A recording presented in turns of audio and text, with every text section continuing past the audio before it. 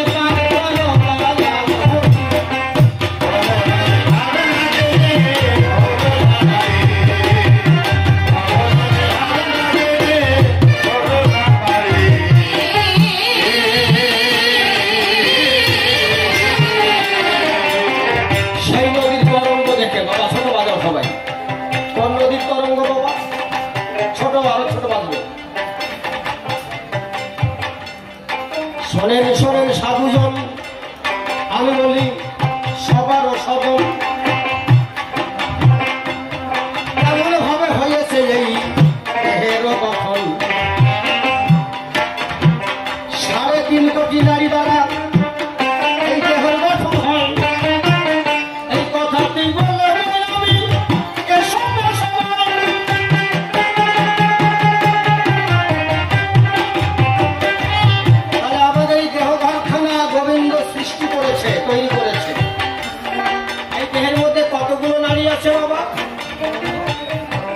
3.5 কোটি নারী, এই 3.5 কোটি নারীর মধ্যে 72,000 প্রধান। এই 72,000 মধ্যে বাবা 700 নারী প্রধান। এই 700 নারীর মধ্যে 124 নারী প্রধান। দেখেছেন কোথা থেকে কমতে কমতে কোথায় এলো? এই 124 নারীর মধ্যে শুধু 32টি নারী প্রধান। এই 32টি নারীর মধ্যে থেকে মোটে 3টে নারী প্রধান। 3 ত্রিবেণী, 3টে নদী।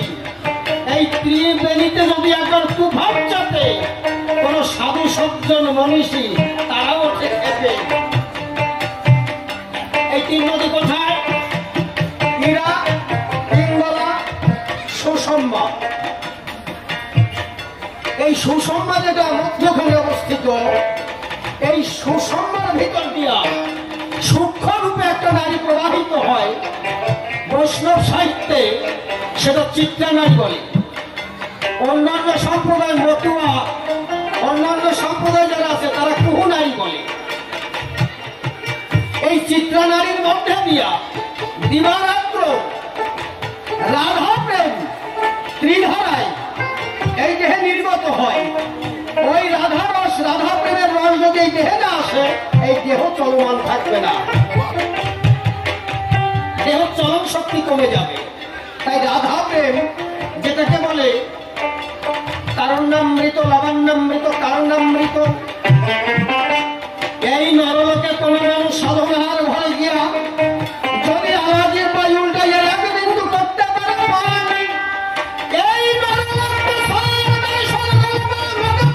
এই কৃষ্ণ ভগবান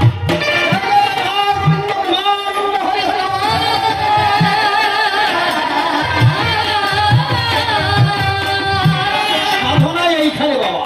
তাহলে 3 নদীর ধারা বুঝতে হবে। তারপরে চন্দ্রের সাধনা বলেন না? আমার দাদু প্রদীপ সন্ন্যাসীকে বলেছিলাম, দাদু কিছু কথা বলতে হবে, রসের কথা তো বলবো, আর কিছু কথা। আপনারা বলেন না যে চন্দ্র দেহের মধ্যে কয়টা চন্দ্র বাবা? 24.5 চন্দ্র, তাই না? অর্ধ চন্দ্র কপালে। কিন্তু ওই চন্দ্র তো আসল চন্দ্র না। আসল চন্দ্রের খবর একমাত্র গুরু জানে, আমিও জানি, কিন্তু কইতে আছে সবাই মানা। তবে একটুখানি দিয়ে যাই বর্ণনা। এই যে আমার বিদল চক্র দেখেছেন, এই বিদল চক্রে পূর্ণিমা আগের দিন পর্যন্ত এই ডান ধারে বিন্দু শব্দ অবস্থিত থাকে, যাকে বলে নাদ বিন্দু। যিনি বৈষ্ণব মতে দীক্ষিত, ওম ক্লিং কৃষ্ণায় নমঃ, ওম ক্লিং গোবিন্দায় নমঃ, ওম ক্লিং কৃষ্ণায় নমঃ। এই ওম ক্লিং কৃষ্ণায় নমঃ মধ্যে আছে নাদ বিন্দু। সেই নাদ বিন্দু অবস্থিত কোথায়? পূর্ণিমা পর্যন্ত এইখানে।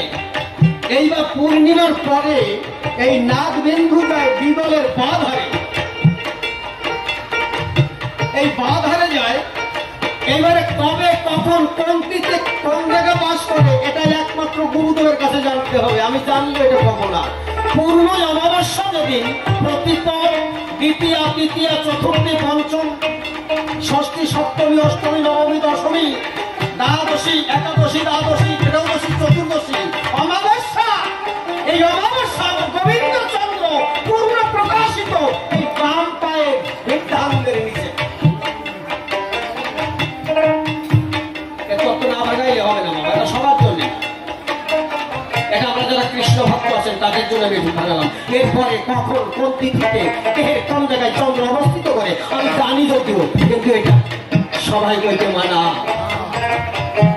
আমার রাধারানীর আছে মানা।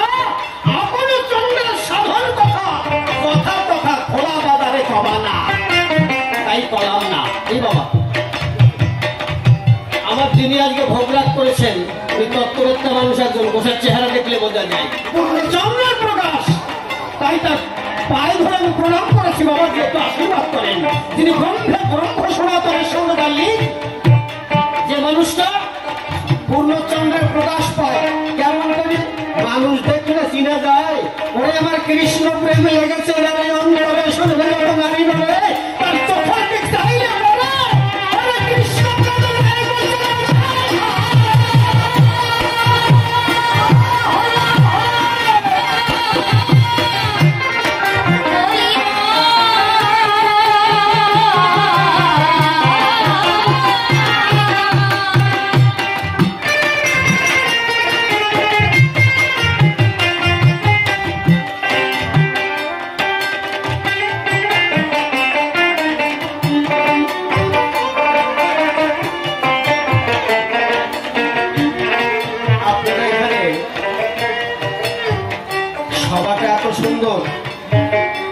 সবাই দেখছি কৃষ্ণ প্রেমের ছড়া লেগেছে। আমি যত জায়গায় উত্তরবঙ্গে গাড়ি নাই কিনা, উত্তরবঙ্গে প্রায় পাবনা ডিস্ট্রিক্টের লোক বাবা, তারা বিদগ্ধ পণ্ডিত এবং তারা ভালো শ্রোতা, ভালো ভক্তা, ভালো ভক্ত। এই পাবনা ডিস্ট্রিক্টের লোকের কাছে গেলে কৃষ্ণ কথা আলোচনা করে মনে বড় আনন্দ পায়। তাই আমার পাবনা ডিস্ট্রিক্টের ভক্ত প্রাণ মানুষ যারা, আমার প্রভুজি লীলা করেছিলেন যেখানে নবদ্বীপ শান্তিপুরে, ওই শান্তিপুরে সবাই বাসা বেঁধেছে। আমার বৈষ্ণবীগণ এখানে রাত্র দিন হরে কৃষ্ণ হরি বলে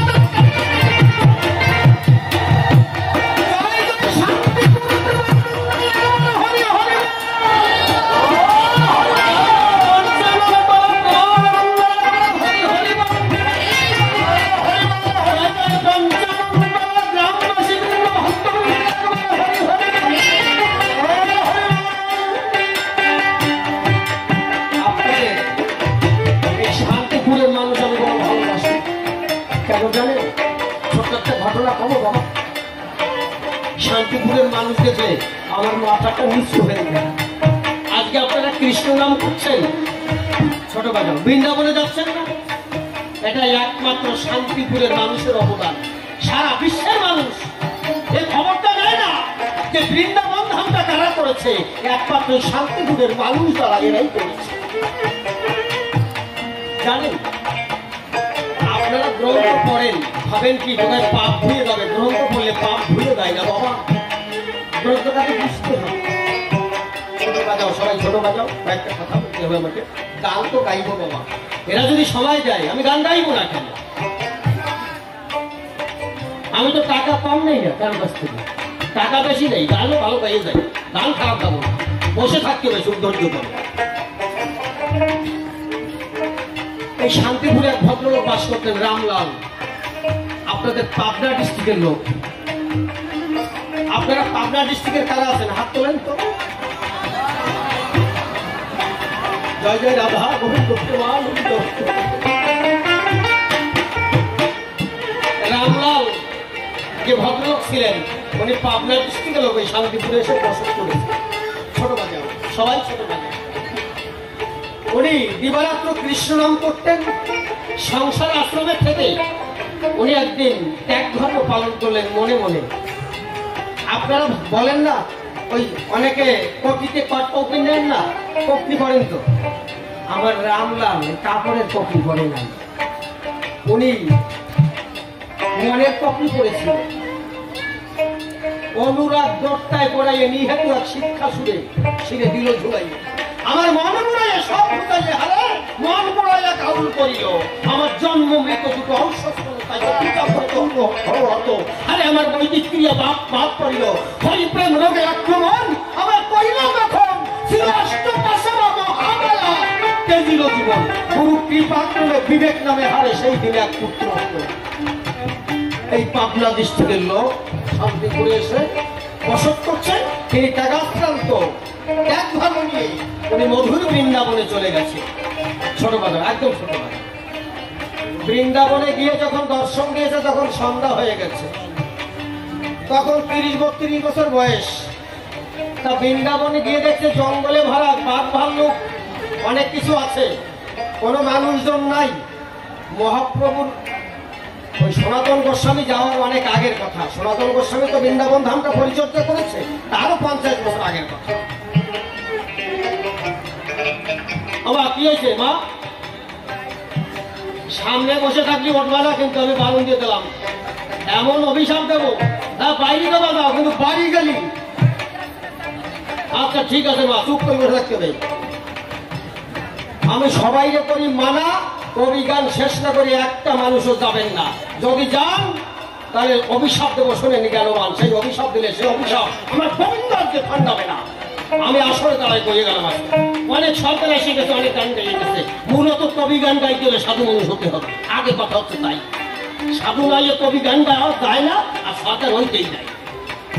আজকে আমার কথাটা ধরে রাখবেন, আজকে অভিশাপ দেবো, এই অভিশাপ মিথ্যা যাবে না। তাহলে অভিশাপটা দিয়ে দিই।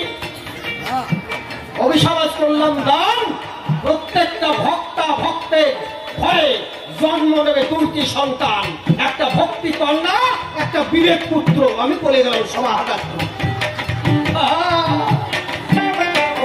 বড় অভিশাপ দেবো না, আমি সাধু মানুষ, আমি তোমার বড় অভিশাপ দেবো কেন?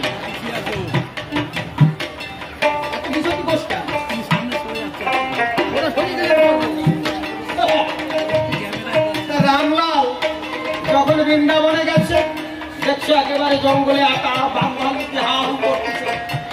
ছোট বাবা আসতে পারবো। এখন রামলাল চিন্তা করতেছে আমি যাবো কোন জায়গায়।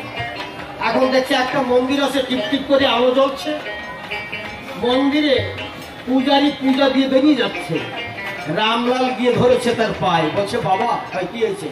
কয় আমি বাংলায় আমার বসত বাড়ি শান্তিপুর নবদ্বীপে, তা আমি চলে এসেছি, আর কখনো আমি বাড়ি ফিরে যাব না। তা আমার মনে আছে বাসনা, আমি একটু এই বৃন্দাবনবাসী হবো, আমি আর গৃহে ফিরবো না। এই কথা বলার পরে সাধু ডাক দিয়ে বলে তাহলে শোনো বাবা, তাহলে আজকের রাত তোমার এখানে থাকা যাবে না। কেন? বলছে এখানে বাঘ ভাল্লুক আছে, তোমাকে খেয়ে ফেলে দেবে, তুমি আজকের রাত আমার বাড়িতে উদযাপন করবে। কালকে সকালে এই বারান্দায় আমি ঘিরে দেবো মন্দিরে, এইখানে তুমি থাকবো, আর কোদাল ঝুড়িটা আছে, এই জঙ্গল পরিষ্কার করো। বৃন্দাবন ধামে অনেক সাধু সন্ন্যাসী আসবে একদিন, তারা কৃষ্ণ নাম করবে। ঠিক আছে। উনি প্রত্যেক দিন, আর শোনো বাবা আরেকটা কথা কই, কি আমি সকালবেলা বাল্যভোগ দেই, চিড়ে খই আর দই, এটা আমার গোবিন্দের সেবার বাল্যভোগ, শুনে রাখেন, এটা শাস্ত্রের কথা। দুপুরবেলা অন্নভোগ দেই, ওই আপনাকে মতন বাতাসা নকুল দ্বারা দিয়ে হুটোহুটি করে করবেন না। অন্নভোগ দুপুরবেলা, আর সন্ধ্যাবেলা মিষ্টান্ন দেই। তাই 3 বার যে ভোগ দেবো, এটা তোমারে দিয়ে যাবো, এটা আমি নেবো না, তুমি এটা খাইয়ে পয়সা থাকতে পারবো, আমি অনেক করে দিয়ে যাই। ঠিক আছে বাবা, এখন ওই খা, আমি বৃন্দাবন ধাম পরিষ্কার করি। বৃন্দাবন ধাম পরিষ্কার করে চলেছে।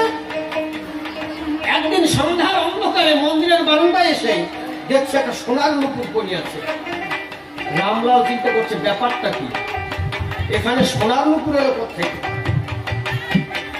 উনি সোনার নুপুরটা ধরে ওইটা হাতে করি, চিন্তা করলো তো দামি নুপুর, তাহলে এটাকে আমি নিয়ে পারেন এই মন্দিরের পিছনে মাটির তলে গর্ত করে রেখে দিই। ওই নুপুরটা নিয়ে গর্ত করে যখন এরকম নুপুরটা চেলে মেরেছে, ওই কোদালটায় লেগেছিল, কোদালটা সোনা হয়ে গেছে। আজও বৃন্দাবনে সেই কোদাল আছে। আর 600 বছর আগের কথা, 600 বছরও হয় না। উনি চিন্তা করছে কি কোদালটাও সোনা হয়ে গেল। তারপরের দিন যখন বৃন্দাবন ধাম পরিচর্যা করছে, সন্ধ্যার অন্ধকারে যখন আবার মন্দিরে ফিরে এসছে, তখন দেখছে এক অপরূপা সুন্দরী এক নারী ওই বৃন্দাবনের ওই মন্দিরে কি যেন খুঁজে বেড়াচ্ছে। রামলাল পিছনে দাঁড়িয়ে আছে। ওই সুন্দরী রূপসী নারী দাঁড়িয়ে রামলালকে বলছে কি আপনি একজন পুরুষ মানুষ আমার পিছনে? বলছে মা আমি বৃন্দাবনের পূজারী। বলে কি বৃন্দাবনের পূজারী? সাধারণ মানুষ না তো? বলছে ভালো বাবা। বলছে বাবা তা তুমি এখানে কেন? বলছে মা আমি তো বৃন্দাবন পরিষ্কার করি আর এই মন্দিরের পূজারী। ভালো বাবা। এই সময় ওই রূপসী নারী বলছে বাবা তোমার নাম কি? বলছে আমার নাম রামলাল। বলছে রামলাল এটা বৃন্দাবন ধাম, এখানে তো মিথ্যা কথা বলে না বাবা, একটা সত্য কথা বল।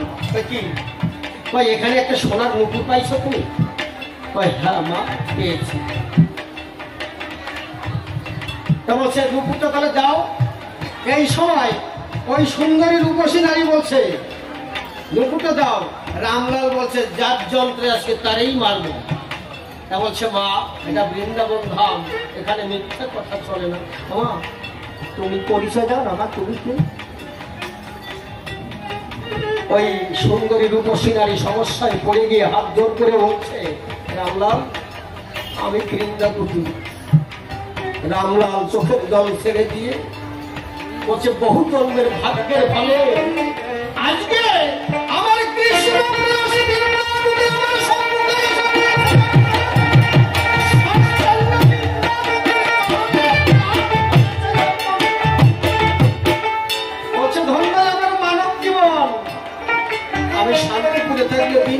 দর্শন পেতাম না। বলছো মা এই নুপুরটা কার? তাও না। বলছে বাবা আমরা প্রত্যেক দিন সন্ধ্যাবেলা গোবিন্দ পুজো দিতে আসি আর বৃন্দাবন ধামে নৃত্য করি। তা শ্রীমতী রাধারানীর পায়ের নুপুরটা খুলে পড়েছিল, তাই কালকে নিতে মনে নেই, আজকে আমি নিতে এসেছি। বলছে তাই কত জন্মের ভাগ্য থাকি আমার রাধারানীর নুপুরের দর্শন।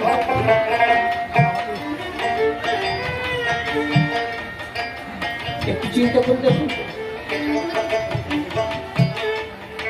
রামলালকে বলছে তাহলে নুপুরটা দাও। বলছে না মা, আমি এত সময় যে ভক্তি দেখালো। তা মা, আমার মনে আছে ভাবো আগামী দিনে বলে বলি মা তখন সন্নিধানে আমার প্রাণময়ী রাধারানীকে যদি একবার এইখানে আঙ্গিনায় নিয়ে আসো, আমার এই হাতে করে আমি রাধারানীর কমলে নুপুর করে দেব। বলা যায়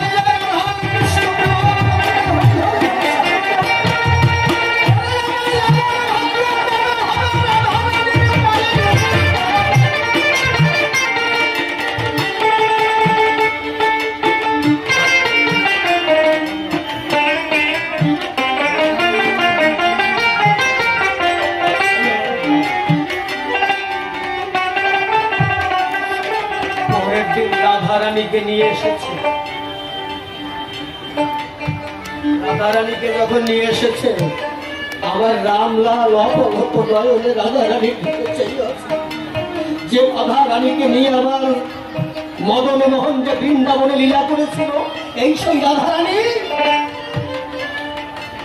এই সময় যখন নুপুরটা দিয়েছে নিয়ে পড়াতে যাচ্ছে, এই সময় বৃন্দাবতী বলেছে রামলাল তুমি সাধু হয়েছ বটে, ব্রহ্মচর্য পালন করেছো বটে, তুমি তো এখনো দীক্ষা গ্রহণ করনি, কৃষ্ণ বীজ গ্রহণ করনি।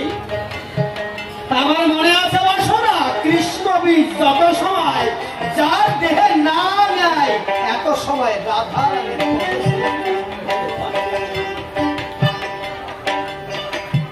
রামলাল আত্মসমর্পণ করেছিল, সারেন্ডার হয়েছে। বলছে মা আমার মনে আছে ভব আমার প্রাণময় রাধারানী ওই অধর থেকে আজকে আমি কৃষ্ণ বীজ ভিক্ষা নেব। এই মানুষের মন যদি গড়িয়ে যায়, মানুষ কোথায় পৌঁছে দেখেছেন? রাধারানী যখন কৃষ্ণ বীজ আমার রামলালকে দিল, রামলাল যখন নুপুরে বাড়াইয়ে দিল, আমার রাধারানীর মানুষের রামলাল কৃষ্ণ হয়ে গেল। সেই ভাবে এই দেবর জীবনে শান্তিপুর ধন্য হয়ে শান্তিপুর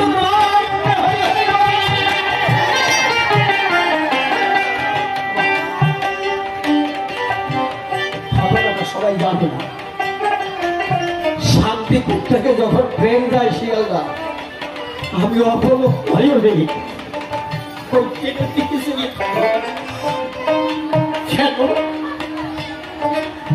শান্তিপুরের লোক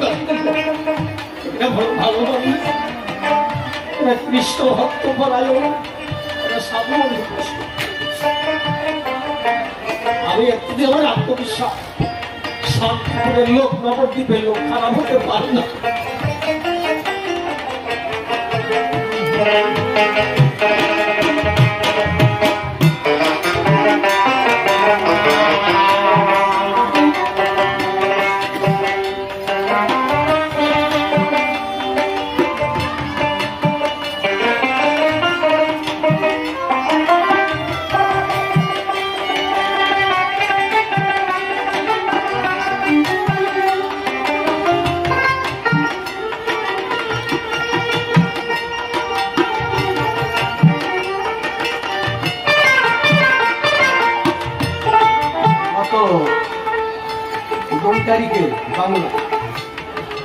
আমার বসার পাড়ায় গাড়ি ছিল, আপনারা বোধহয় হ্যান্ডবিল পেয়েছেন। আমার এই দাদুর কাছে হ্যান্ডবিল আছে। আমার দাদু মনে করেছে আমাদের ওখানে যে সরকার গাড়ি আসবে, এই অসুখ সরকার সেই অসুখ সরকার। আমি দাদুকে কথা দিয়েছিলাম, দাদু 50 বছর তো কবি গান দিয়েছে, যে কথা 50 বছরে কোনোদিন আলোচনা হয়নি, আজকে সেই কথা আলোচনা করে যাবো।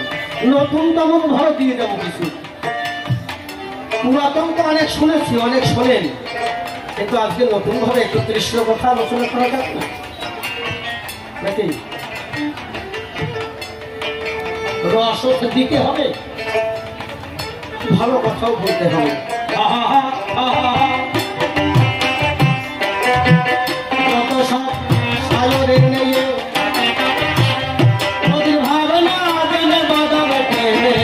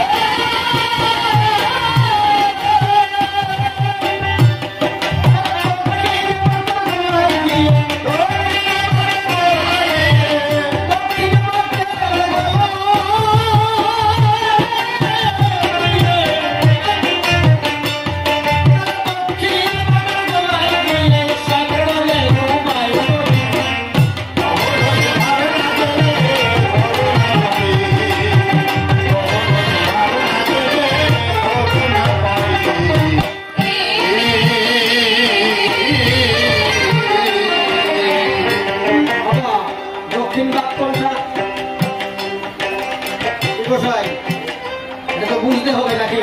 কব না থাক কব কব দক্ষিণ ভাগ কোনটা? আমার আপনারা স্কুল কলেজে গেছেন তো, ভারতবর্ষের ম্যাপ দেখেছেন? আচ্ছা, ভারতবর্ষের ম্যাপের উত্তর কোনটা? যখন টান করে ধরবেন উপরিভাগটা উত্তর, তাই না? তাই তো, নিম্নভাগটা দক্ষিণ। তাহলে ভারতের ম্যাপ দ্বারা আমার দেহ জমিটা জরিপ করা যায় না? ঠিক। তাহলে ভারতের ম্যাপের উপরিভাগটা উত্তর, নিম্নভাগটা দক্ষিণ। ওই ম্যাপ দ্বারা আমার দেহ জমিটা জরিপ করি, আমার নাভি পথের উপর দিকটা উত্তর, বৃন্দাবন ধাম। এই বাবা, নিম্নভাগটা নাভি পথের নিম্নভাগটা দক্ষিণ। যত সব সায়রের বাইরে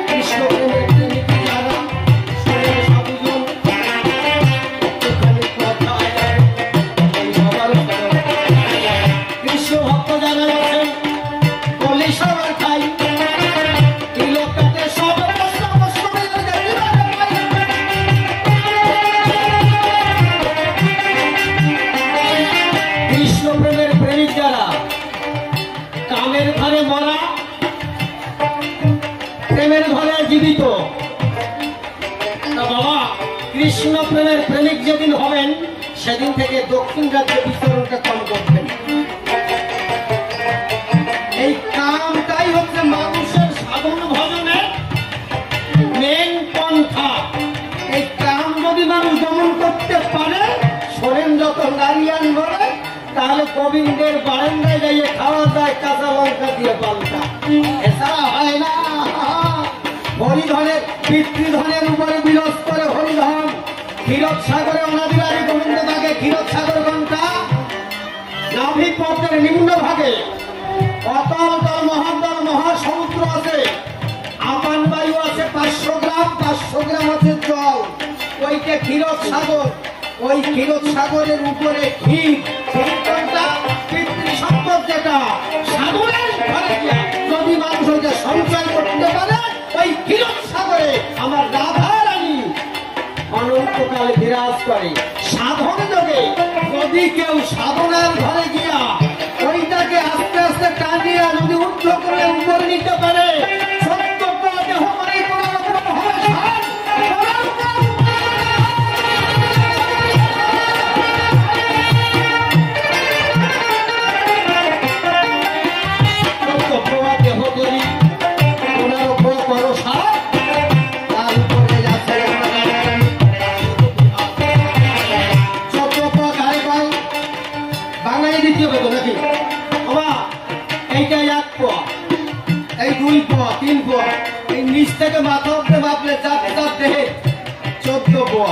14 পোয়া সাধনার ঘরে গিয়ে 15 পোয়া করতে হবে। সহস্রার উপরে আমার রাধা রানীর রাসের বিয়ে, অত সহজ নাকি? কিন্তু আমি আজকে একটা জায়গায় না কইছি, ও না কইয়ে গেলে হবে না। আপনাদের এটা তো বৈষ্ণব সভা, তাই নাকি? তিলক নাই কেন? আর আমার একটা দেন নাই কেন? ব্যাপারটা কি? আমি সারা ভারতবর্ষের আন্তে প্রান্তে গান গাইয়ে বেড়াই। আমি এইভাবে দেখি নাই যে পাবনা ডিস্ট্রিক্টের লোক তিলক ছাড়া খায়। আসলে তিলক মালা দিতে হয়। আপনি তো নেছেন 3টে জায়গায়, তা আমাকে তো দোষে নাই কেন? তিলক ছাড়া যদি মানুষের একটা দিন চলে যায়, সেই দিন তার গলাটা শ্মশান সম হয়। কৃষ্ণাষ্টমী, রাজদশমী, চৈতন্য চরিতামৃতে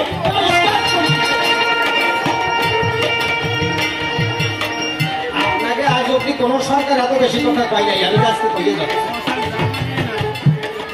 হ্যাঁ, তারপরে আমার ভুলি করতে বসার জায়গা দেয় নাই। আপনারা শোনেন, একটা কথা কইয়ে যাই।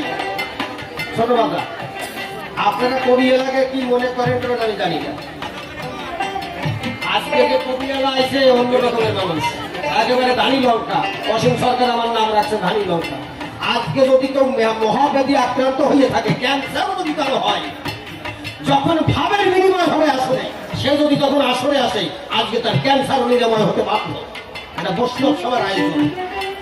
সেই বৈষ্ণব সেবা তিলক ছাড়া হবে কি কারণ? নিয়ে আসেন পূজারী কারা আছে, যান মন্দিরে যান, তিলক নিয়ে আসেন। এই শিক্ষাটা কেন আপনাদের দেব না? আমি আজকে গুরুর ভূমিকায়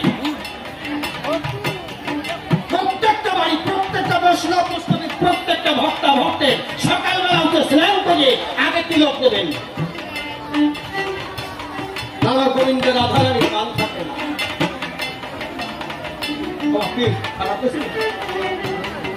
একটা কুকুর যদি রাস্তা দিয়ে আসতে যায়, তার যদি একটা বেল গলায় থাকে, আপনারা দেখে কি মনে করবেন? না, এই কুকুরের মালিক আছে তিলক না মালা, তিলক মালা না থাকে বলবো কেন? কি করে বলবে যে আমার মালিক গোবিন্দ, আমার মালিক আছে? আপনারা এই ভুলটা কেন?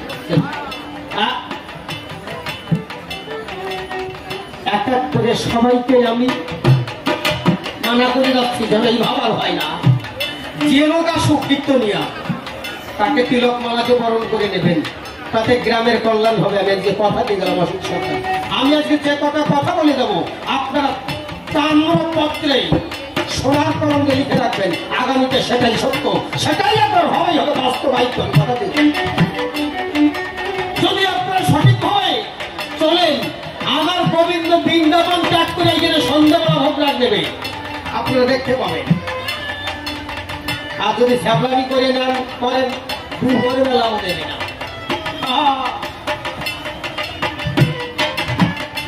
এই বাড়ি খারাপ কথা বললাম নাকি? নাকি তোকে দেশ তো, তাই এরকম কেন তোরা? ব্যাপারটা কি? ক পয়সা দাম তিলকের কেন কিনিস না? যারা আছে গুরু কৃপা সেই সেটা বলে জানতে পারে।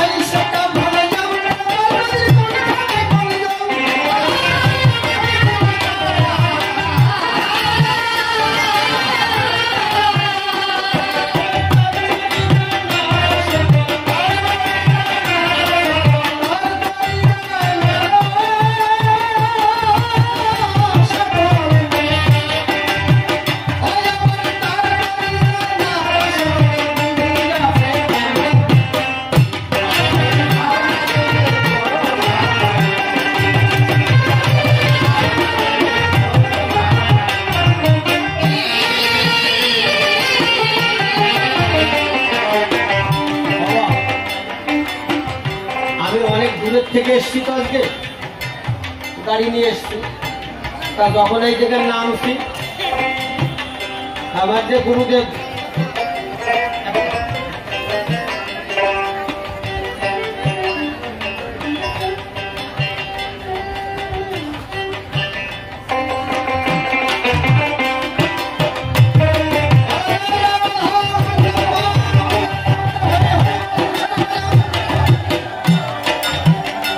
এবার পরিবেশটা ভালো হবে।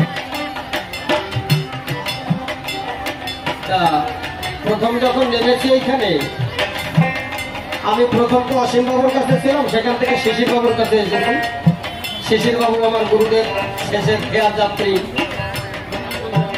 যখন এখানে নেমেছি মানুষটা ছোটখাটো কিনা অনেকে কইছে এই শালারা আইছে, এই শালারা যে গান কি গান এটা গতিবাদ কিছু গান শুনছি, তা শুনিও কিছু কইবে। পূর্ণিমার দিন পূর্ণ চন্দ্র প্রকাশ হলে তবে মানুষ বুঝবে যে আকাশে চাল উঠছে নাকি। আচ্ছা আমার সাইডে খাটো মানুষ, সেও তো কলেজের প্রফেসর চাকরি করে, খাটো হইলে কি দোষ? তার বিদ্যা যদি দোষ থাকে তাহলে তো হয় দোষ। আমি খাটো বলিয়া এই যে কত শালা রাতি গাবে নে, সব কটা ছোট ছোট মানুষ, ঝেমড়া মানুষ।